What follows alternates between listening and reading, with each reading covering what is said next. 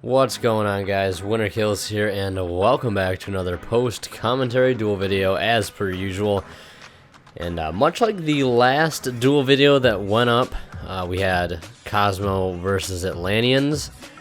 This is the match that took place before that. So that match you watched earlier in the week or whenever it was actually the rematch of this match. And I'd mentioned a certain play or certain few turns that he had that would look kind of similar to a match that you guys would see in this next video. Okay, so he goes Wicked Witch with 3-step back row, so you can already tell it's a pretty defensive turn. It didn't open up too well. We had a nice spell and Twin Twister. I ended up ditching the Instant Fusion because I already have another one in my hand. I figured you only really need one Instant Fusion a game, so that's, you know, that is why I felt free to ditch that card, because like I said, you know, one Instant Fusion, one Norden, you know, completely justifiable. Now, I really regret at this moment not sending a marksman.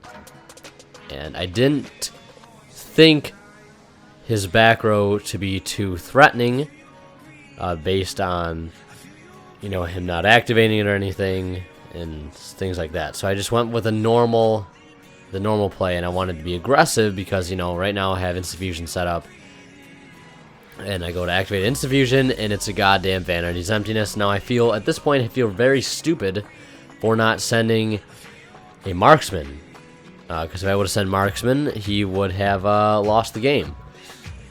Definitely. You know, maybe not completely lost right there, you know, depending on what he had in his hand, because he could have Dart Destroyer in his hand to tag out into, but like I pretty much just have to end my turn right there. And Vanities, I've been finding out the past few games that I've run into it, I've just outright lost, and it's just, you know, the cards that you need to out it, you just don't see it, and that's why I hate Vanity's Emptiness still being at 1. It's the one thing I don't think I've ever gotten to talk about too much, is that with it, you know, for that 3, you can expect it. You play cards to be able to out it at 1. It's really whoever has it, and the other person who can't out it just wins. You know, you don't really expect it at 1, and then this happens.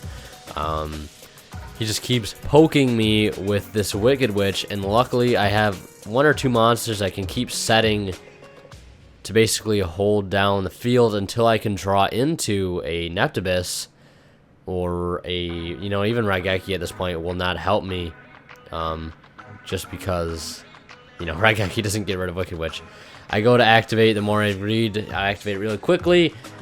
Turns out he wanted to activate Spell Fragrance during his standby phase, so I have to set that card face down, and hopefully that Moray of Greed will gain me some advantage. I think my friend has a couple more of those cards. He said he'd look for them for me, so hopefully he can find them, because I do want to try that card at 3, because I think it's an amazing card in the deck.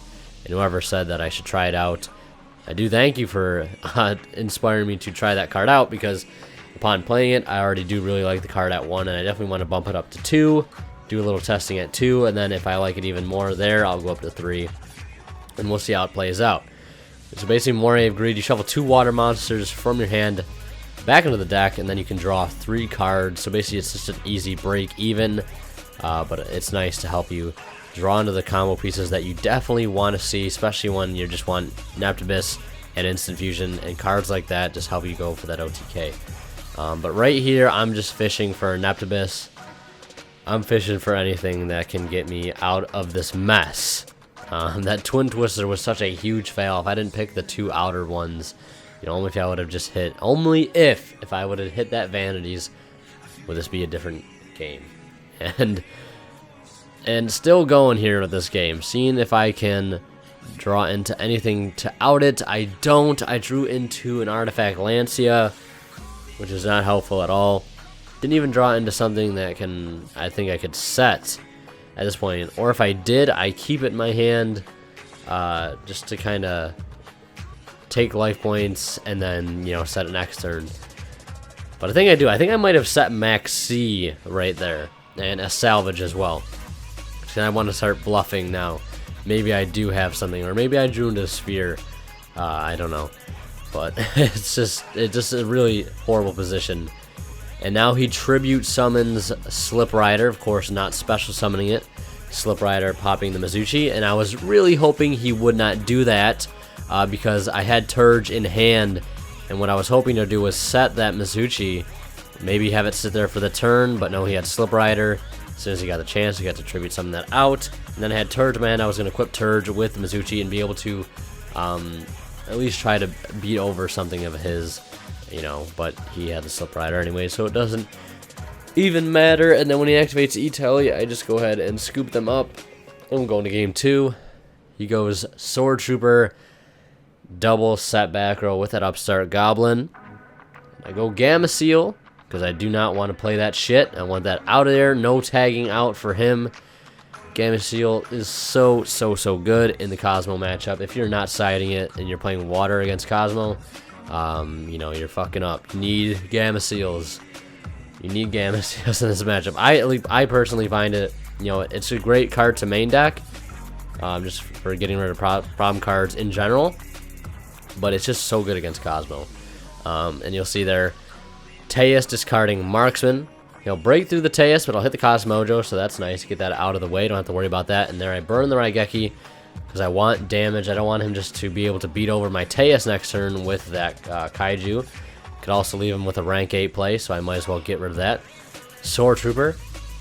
Gonna pay 1,000 life points to summon out another Sword Trooper. And I think here I have a Lancia in hand. Now what I want to do right now is I want to force out the tag out effect, because I know what he's trying to do here. He's trying to get another monster on field that he can tag out with. You know, maybe he wanted to go into a rank 3 play, you know, but Break Sword really wouldn't be too good in this position because he doesn't have a lot of other cards on the field.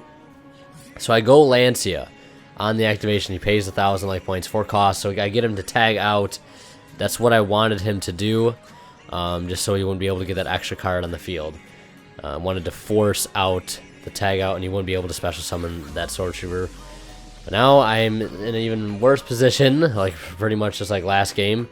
There is Dart Destroyer, Farm Girl, swings for 5. And again, this turn it wasn't even getting locked out, it was just not opening well.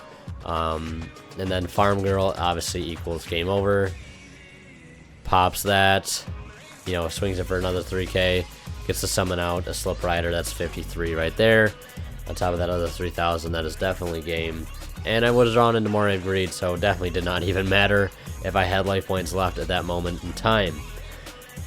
So yeah, that's going to wrap this up. Hope you guys enjoyed. If you did, please do me a favor, leave a like if you did.